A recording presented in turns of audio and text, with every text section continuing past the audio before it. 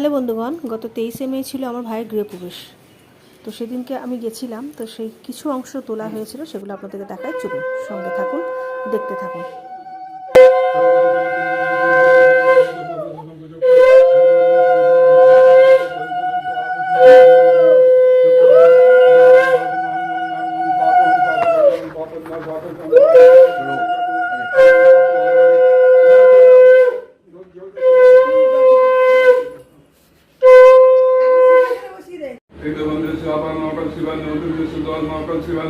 महादेव महाकनुमायुगी मैं स्वयं महा